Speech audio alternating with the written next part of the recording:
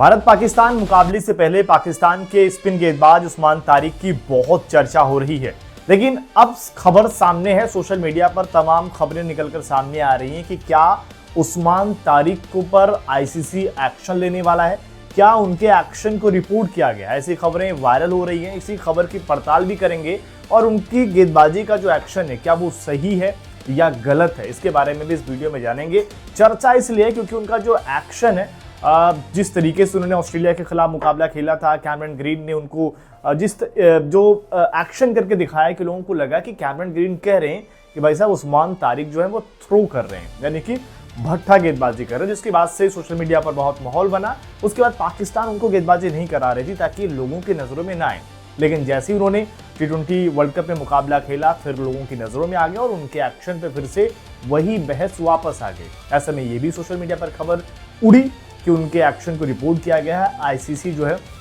उनके एक्शन की 12 तारीख को जांच करने वाली है भारत पाकिस्तान मुकाबले से पहले।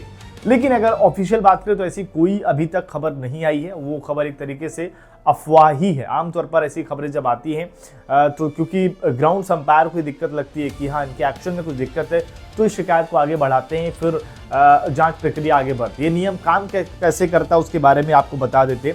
दरअसल आईसीसी के नियमों के अनुसार जब कोई गेंदबाज गेंद को फेंकता है या थ्रो करता है तो ये अवैध होता है अगर कोई गेंदबाज गेंदबाजी करते समय अपनी आर्म को सीधा करने और बॉल को रिलीज करने के समय अपनी कोहनी को 15 डिग्री से ज्यादा बढ़ाता है या कहीं झटका देता है, तो इसे अवैध माना जाता है। अंतर्राष्ट्रीय क्रिकेट में रियल टाइम से मैच ऑफिशियल को देखकर तय करना होता है कि गेंदबाज का एक्शन वैध है या अवैध है।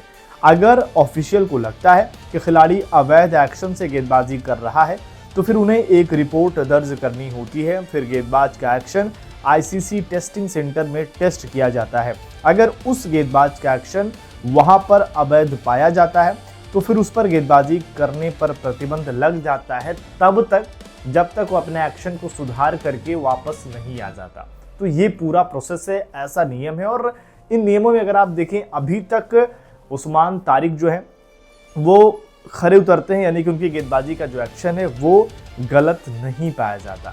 तो लिहाजा उन पर जो तमाम अभी आरोप लग रहे हैं वो गलत है, लेकिन जैसे जैसे ये मुकाबले ज़्यादा खेलेंगे ऐसे ऐसे ये लोगों की नज़रों में आना शुरू हो जाएंगे। तो फिर वहाँ पर शायद ये होगा कि भाई अभी क्या है, कुछ गेंदें इनकी शायद लीगल हैं, बीच में कभी कभार जैसे थ्रो का जो आरोप लग रहा है कि शायद ओवर के बीच बीच में ये थ्रो कर दे रहे हैं, तब वो चीज़ें ज़्यादा पकड़ में आएंगी। क्योंकि आप देखेंगे पाकिस्तान का जो थ्रो करने का जो इतिहास रहा है, चाहे वो सईद अजमल की बात करें, हफीज़ की बात करें, तमाम खिलाड़ियों पर आरोप लगा और बाद में सही साबित हुआ और उन्होंने तब तक इंटरनेशनल क्रिकेट ठीक ठाक खेल लिया था।